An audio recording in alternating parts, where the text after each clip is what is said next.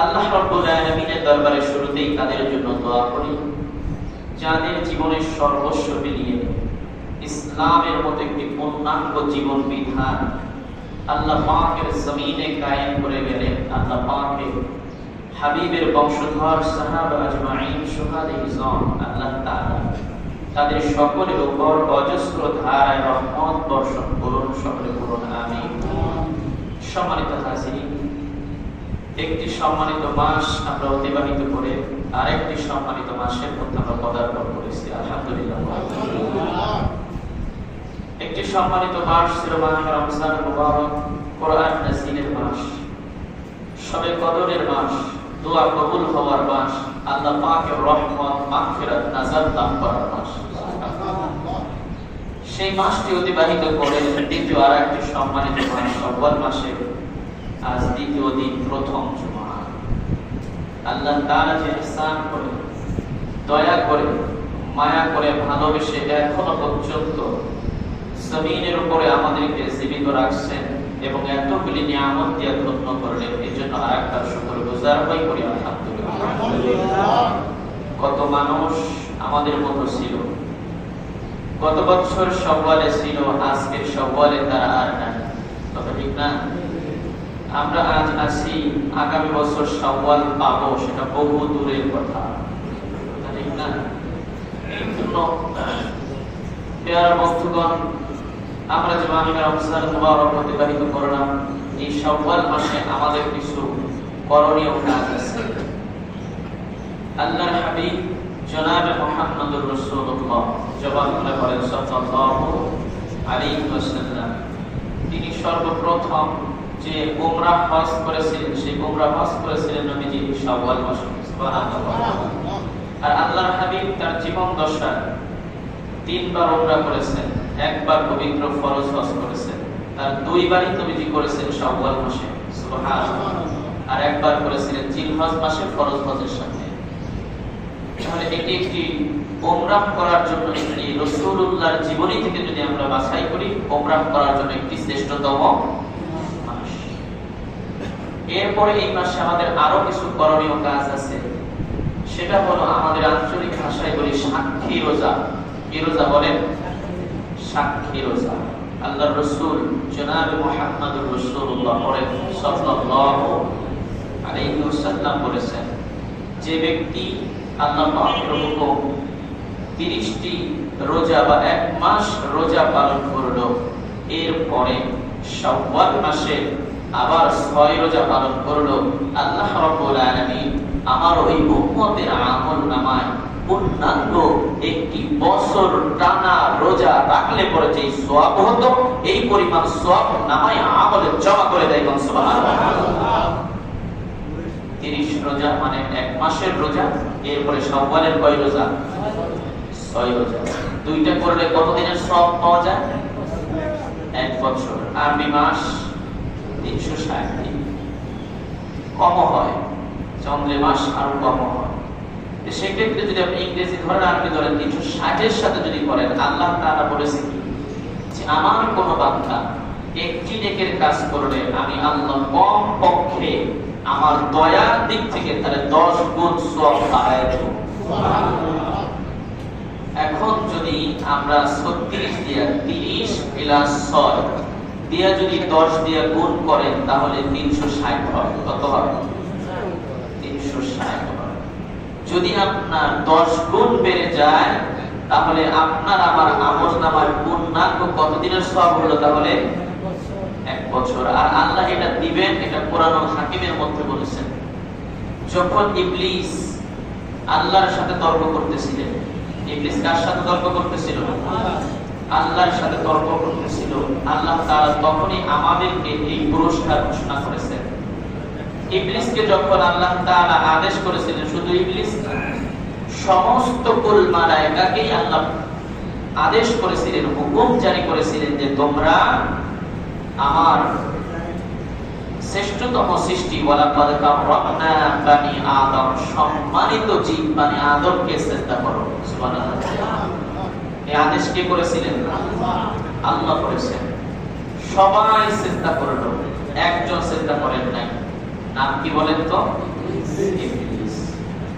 ইবলিস যখন সিজদা করলো না, আল্লাহ তাআলা প্রশ্ন করলেন, এ কপাল পোড়া, তুই আমার আদেশ কেন পালন করলি না? আদমকে কেন সিজদা দিলি না? তখন ইবলিস আল্লাহ তাআলার দরবারে যুক্তি পেশ করতেছেন। কি পেশ করতেছেন বলেন? যুক্তি পেশ করতেছেন। যে যুক্তি, কেমন যুক্তি? তিনি বলতে লাগলেন, আনা খায়রুম মিনহু খালাকতানি ওয়া নারু খালাকতাহু মিন তিন। তিনি বললেন, ইবলিস বললেন, আনা খায়রুম মিনহু, এ আল্লাহ, আপনার সিদ্ধান্ত, আপনার আদেশ ভুল। নাউজুবিল্লাহ পড়ে। কারণ আমি হইলাম শ্রেষ্ঠ, আদম হলো আমার চাইতে মূল্যের দিক দিয়ে, সম্মানের দিকটা কম। কারে বলতেছে? আল্লাহ বুঝি সৃষ্টি করছে, সে জানে না কার দাম বেশি আর কার দাম কম, জানে না? তিনি চাই নাই তো বলছে, কিন্তু ইবলিস বলতেছে আমি তার চাইতে শ্রেষ্ঠ। ওয়ালা কাদা, এখানে বলছে আনা খায়রুম মিনহু খালাকতানি ওয়া নারু খালাকতাহু মিন তিন। আর যুক্তি দিতেছেন, তার মানে কি? আমি শ্রেষ্ঠ কেমনে?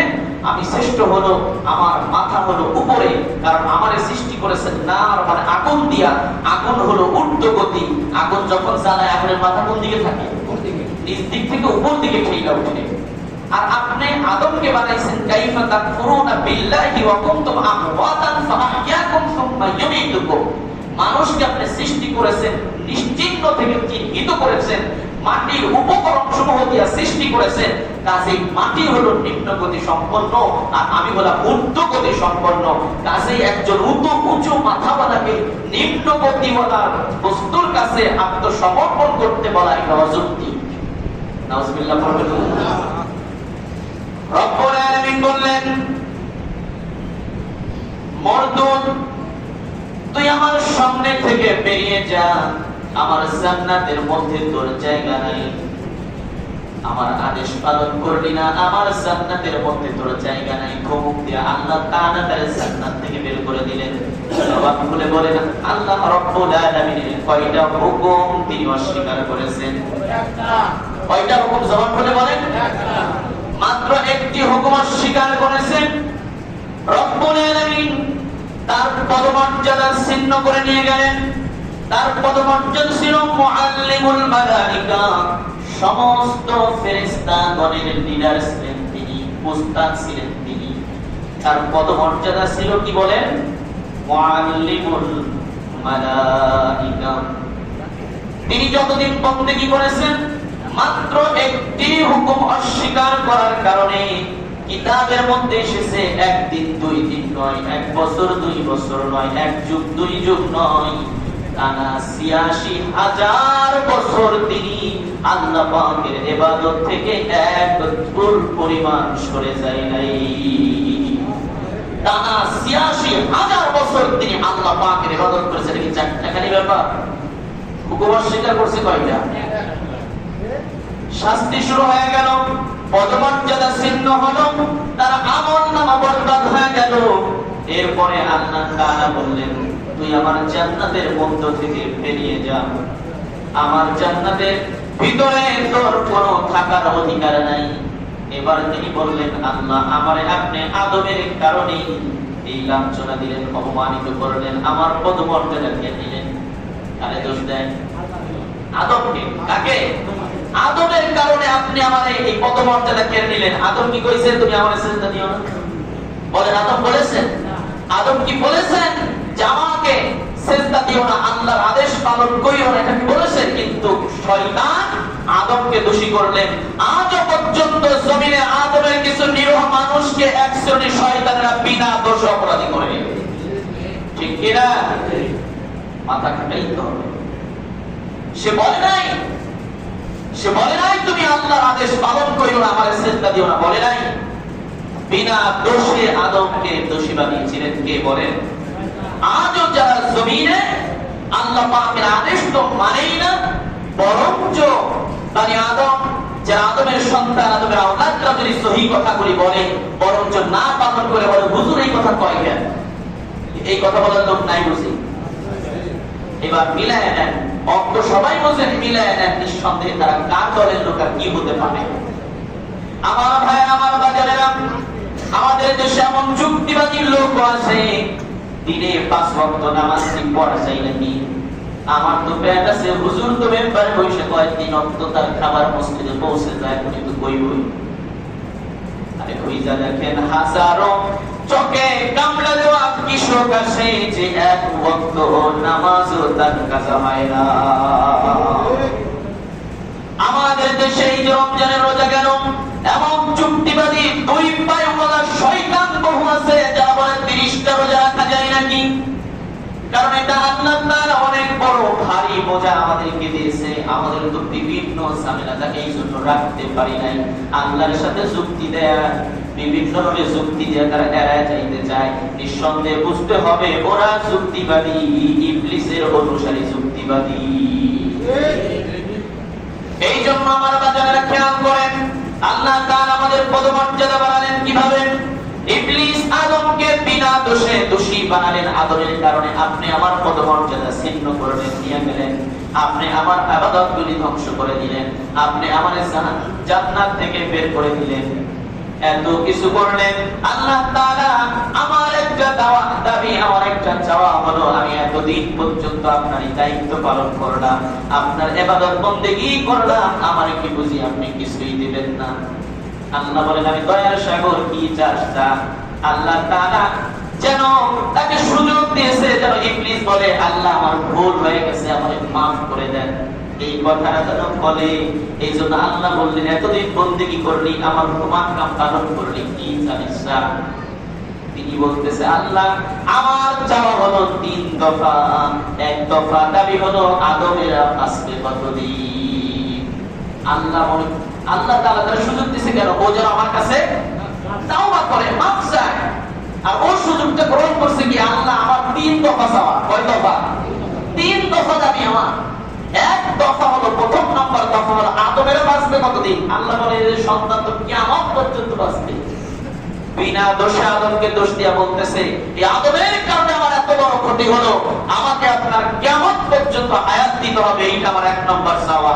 আল্লাহ বলে এত বড় হায়াত দিয়ে করবি কি? বলে আমার এত বড় হায়াত এই জন্য লাগবে, আদমের সন্তানেরা যতদিন থাকবে আমিও ততদিন থাকবো, আর তাদেরকে গোমরাহ করে করে জাহান্নামকে ভরপুর করে দেব। নাউযুবিল্লাহ। 1 নম্বর দাবি। দ্বিতীয় চাওয়া হলো আমি যে মানুষের মধ্যে দ্বন্দ্ব লাগাই দেব, নিরীহ মানুষকে অন্যায় ভাবে আরেকজন আঘাত করবে, আক্রমণ করবে, এই যে একটা দ্বন্দ্ব লাগাবো। বাবা ছেলের মধ্যে দ্বন্দ্ব লাগাবো, মা মেয়ের মধ্যে দ্বন্দ্ব লাগাবো, বউ শাশুড়ির মধ্যে দ্বন্দ্ব লাগাবো, স্বামী স্ত্রীর মধ্যে দ্বন্দ্ব লাগাবো, ভাই ভাইয়ের মধ্যে দ্বন্দ্ব লাগাবো। দুনিয়ার মধ্যে যত প্রকারের অপরাধ আছে সমস্ত অপরাধগুলি আমি অস্বসাদি করাবো। কিন্তু মজার ব্যাপার হলো যদি দুনিয়ার মানুষগুলি আমারে দেখে তো আমারে আস্ত রাখবে না, ভেঙে চুরে শেষ করে দেবে।